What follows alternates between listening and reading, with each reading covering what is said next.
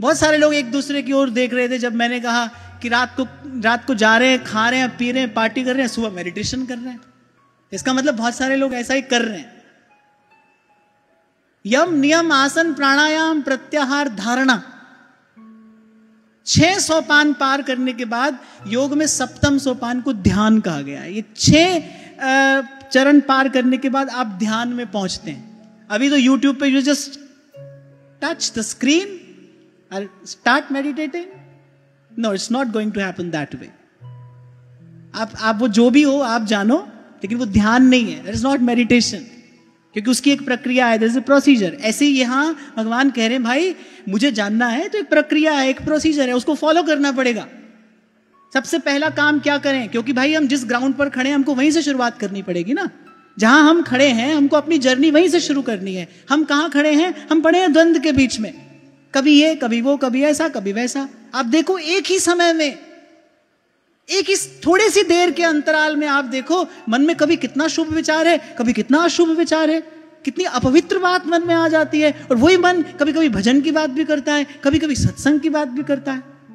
ये बताता है हमको कि अभी हम द्वंद में ही पड़े हैं, अभी हम इस द्वंद के बीच में ही खड़े हैं और इसी द्वंद से मुक्त होना है।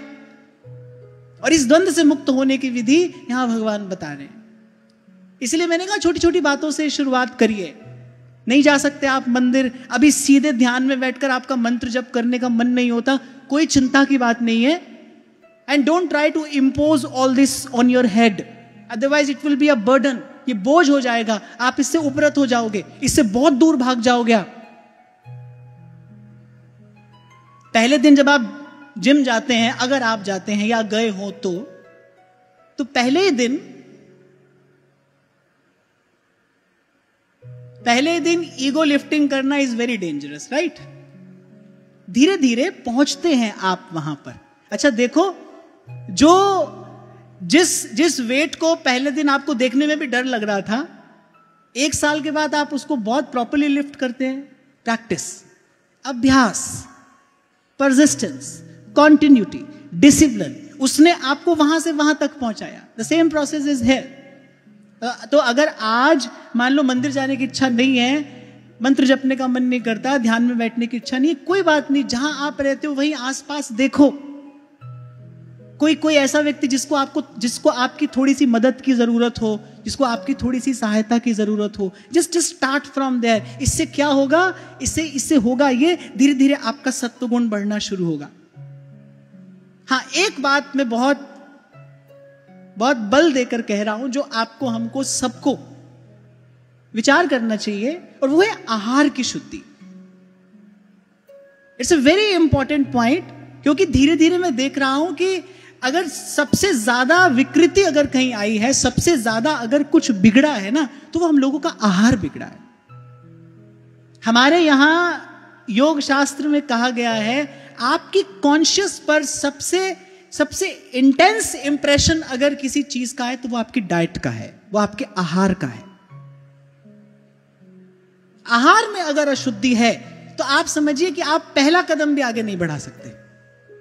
क्योंकि यहां बहुत लोग ऐसे भी बैठे होंगे जो शायद और सिंपल वर्जन चाहते होंगे, इतनी बात भी नहीं चाहिए उनको। पहली बात बताइए कि हम कहां से शुरुआत करें। तो सबसे पहले आप यहां से शुरुआत करिए, क्लीन डाइट। और यहां क्लीन से मेरा मीनिंग क्या है, या क्लीन से मेरा कहने का तात्पर्य क्या है? It's not hygienic.